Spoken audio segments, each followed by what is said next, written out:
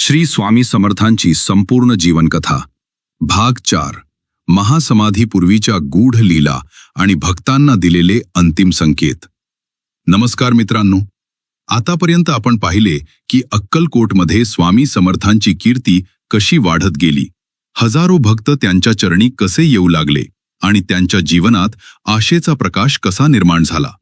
पण आता आपण त्यांच्या जीवनातील सर्वात रहस्यमय काळात प्रवेश करणार आहोत। तो काळ जेव्हा स्वामी समर्थ हळूहळू आपल्या पृथ्वीवरील कार्याची सांगता करण्याची तयारी करत होते। मात्र त्यांच्या भक्तांना याची कल्पनाही नव्हती। त्यांना वाटत होते स्वामी आहेत आणि कायम राहणार। पण महान संत जेव्हा अवतार कार्य पूर्ण करतात तेव्हा ते जाण्यापूर्वी काही संकेत देतात, काही शब्द बोलतात, काही लीला घडवतात आणि मागे ठेवतात एक अमर संदेश। बदलू लागलेले वातावरण स्वामी समर्थांच्या आसपास राहणाऱ्या जुन्या भक्तांना काहीतरी वेगळे जाणवू लागले होते। पूर्वीसारखे सर्व काही असले तरी काहीतरी बदलत होते। कधी कधी स्वामी खूप वेळ शांत बसू लागले। ते दूर आकाशाकडे पाहत असत, जणू काही त्यांच्या नजरेसमोर असे काही होते जे इतर कोणालाही दिसत नव्हते। आमचे काम झाले। एक दिवस काही भक्त त्यांच्या जवळ बसले होते, गप्पा चालू होत्या। अचानक स्वामी म्हणाले, आमचे काम झाले। भक्तांना त्या वाक्याचा अर्थ समजला नाही। ते हसले। त्यांनी विचार केला, महाराज नेहमीप्रमाणे काहीतरी गोड बोलत आहेत। पण काही ज्येष्ठ भक्तांच्या मनात अस्वस्थता निर्माण झाली, कारण त्यांनी यापूर्वी स्वामींना असे बोलताना कधी ऐकले नव्हते। भक्तांची परीक्षा जसे जसे दिवस पुढे जात होते, स्वामी काही भक्तांची विशेष परीक्षा घेऊ लागले।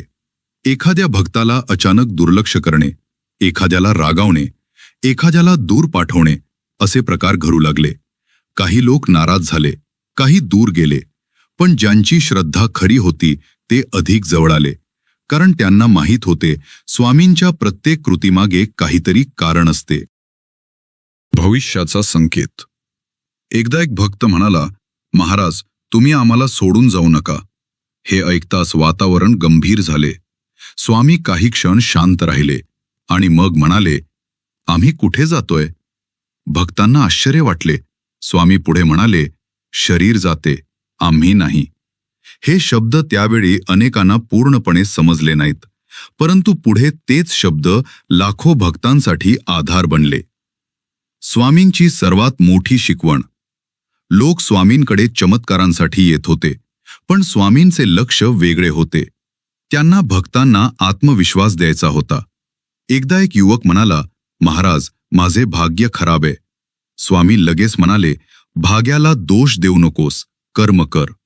त्या एका वाक्यात संपूर्ण जीवनाचे तत्वज्ञान दडले होते। मृत्यूची भीती। एक दिवस एक वृद्ध व्यक्ती स्वामींकडे आली। ती खूप घाबरलेली होती, कारण तिला वाटत होते की तिचा शेवट जवळ आला आहे। ती रडत म्हणाली, महाराज मला मृत्यूची भीती वाटते। स्वामी तिच्याकडे प्रेमानं पाहू लागले आणि म्हणाले, जो जन्मला तो जाणारच, पण आत्मा मरत नाही।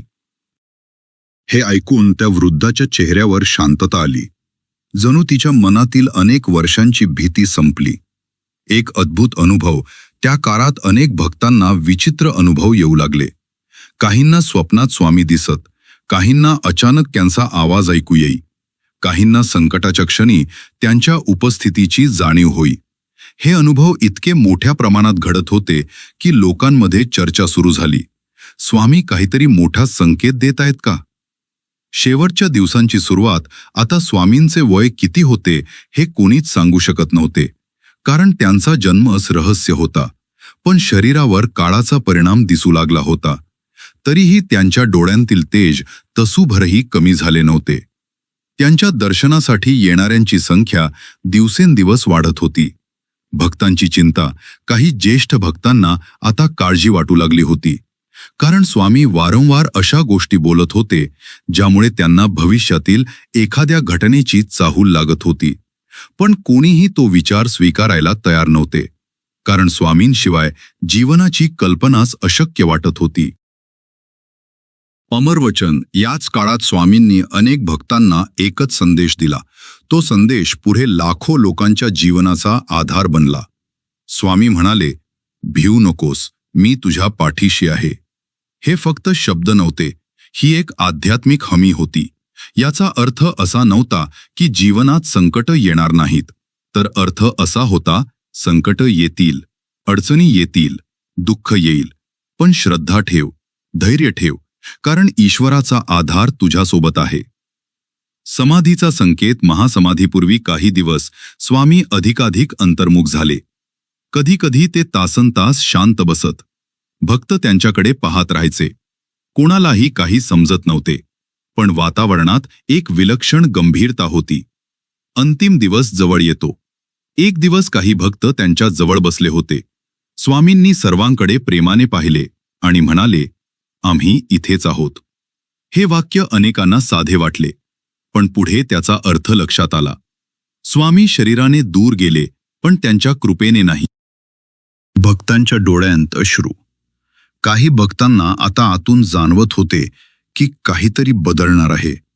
ते अधिकाधिक वेळ स्वामींच्या सहवासात घालवू लागले. त्यांच्या प्रत्येक शब्दाकडे लक्ष देऊ लागले, कारण त्यांना वाटत होते हे क्षण पुन्हा मिळणार नाहीत. पुढील भागात महासमाधीचा दिवस कसा होता, स्वामी समर्थांनी शरीर त्याग करण्यापूर्वी कोणते अंतिम संदेश दिले, अक्कलकोटमध्ये त्या दिवशी काय घडले आणि समाधीनंतरही लाखो भक्तांना त्यांचे अनुभव कसे येऊ लागले, हे सर्व आपण भाग 5 मध्ये पाहणार आहोत. अक्कलकोट निवासी श्री स्वामी समर्थ महाराज की जय.